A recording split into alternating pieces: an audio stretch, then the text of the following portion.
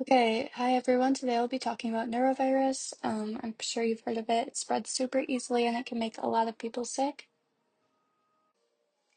Okay, a little bit into the virus itself. So classification, norovirus is a non-enveloped positive sense single-stranded RNA virus in the Calyciviridae family. So that means it doesn't have an outer membrane, so it's tougher and more resistant to disinfectants in the environment.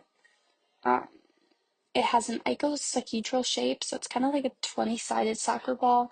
It's mostly made up of a protein called VP1 and a smaller protein VP2. The main genogroups that infect humans are the G1, G2, and sometimes G4.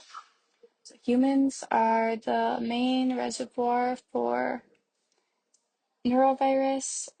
It's shed in high quantities in human feces and vomit. There's no strong evidence for a contributing animal reservoir.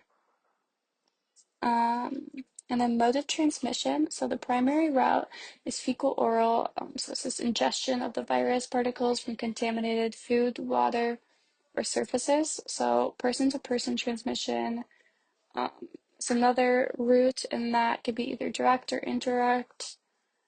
And then there's also aerosolized particles. So that's actually particles of vomit um, or particles of the virus within vomit. And then asymptomatic shedding is an important part of mode of transmission because people who are asymptomatic but still infected can also spread this virus.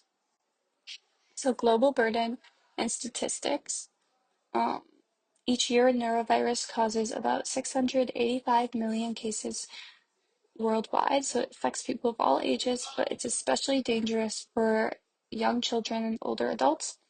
There are around 200,000 deaths every year, mostly in low and middle income countries. Beyond the health toll, it costs the world roughly $60 billion each year, and this is mostly from healthcare costs and then lost productivity. Okay, norovirus tends to spike in January, if you can see that from the graph.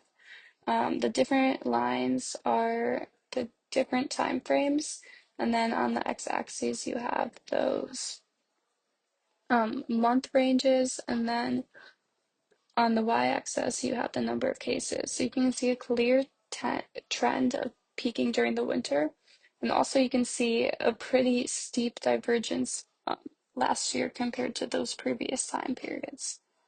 So why does this happen? So people spend more times indoors during the winter, come in closer contact, and also holiday gatherings and travel.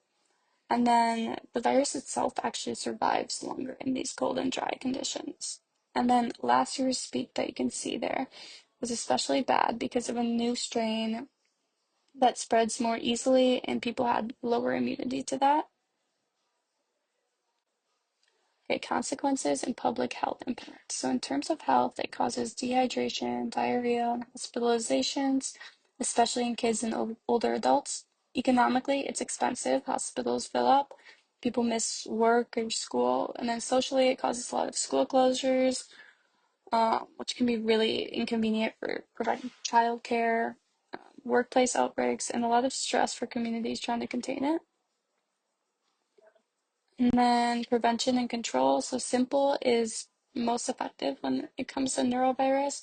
Washing our hands often, soap and water work better for hand sanitation, work better than hand sanitizer for this virus. And then food and water safety, isolating the sick people to avoid further spreading it. And then this was interesting to me that vaccination development efforts are in progress. That's exciting.